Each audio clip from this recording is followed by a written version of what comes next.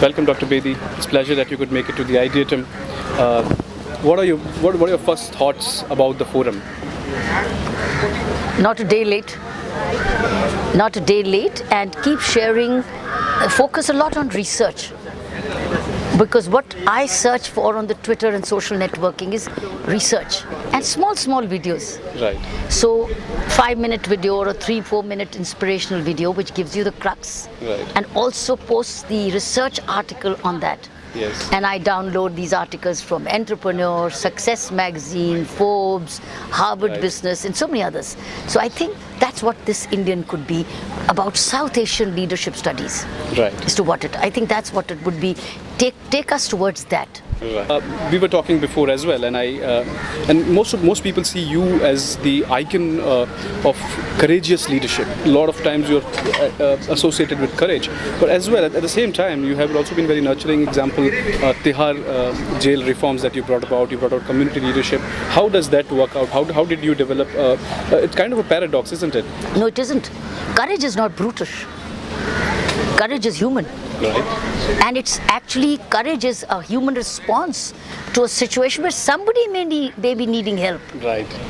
Right. So it's not brutish. Right. It's courage based on compassion for somebody else. Absolutely. Right. And how did your early growing up years, when you were, I believe you were a national champion in tennis and you were Asian champion as well, how did your early years impact the way you led during your police years and your activism career? I didn't even know they were impacting me. Every time I played competitive tennis, I played a fair game. Right. Every time I won a match, I deserved to win. Right. Everybody, if there was a foul call, I called up to say, sorry, the ball was right. Right. I didn't even know I was learning these. Yes. But that is what you become when you're small and you do things the right way, because you earn everything you deserve, and you don't take anything gifted and free, and you take pride in the fact that you've achieved it through the right process. Right. You don't even know your foundations are being made. Don't even know your roots are being stronger. Right. Don't know that at that time. Right. But actually your roots are getting nourished. Right. And that's what you grow up on, and it doesn't change then. Right. Your good habits, then you become aware. Yeah. Oh, you got some good habits. Yes. And then what do? You keep nutritioning them. Right. Now, interesting. You mentioned that while you were growing up, you always took the difficult way. You never accepted anything without being deserving of that.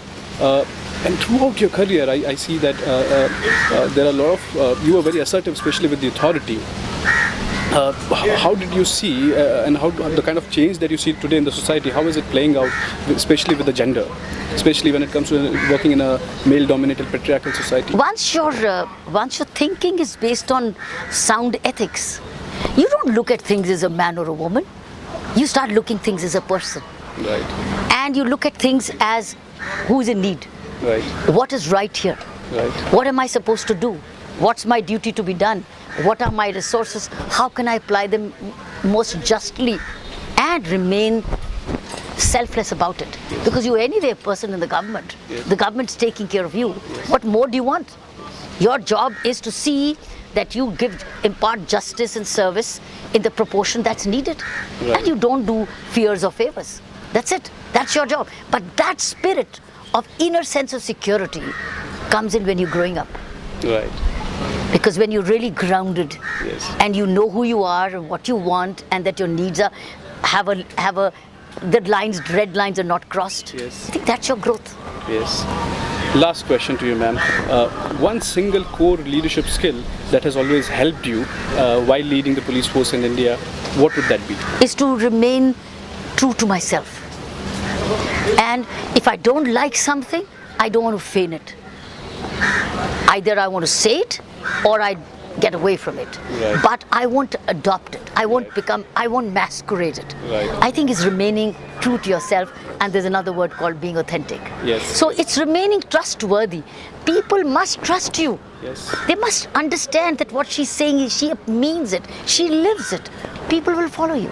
People will benefit also by that. So I think the message you as a speaker, as a leader, as a person of influence is you must live what you do what you live and you live what you do. And I think that's the best way to serve. After that, if somebody wants to be with you, follow you, be it, that's their choice. But you're not doing it to have followers, you're doing it to live with yourself.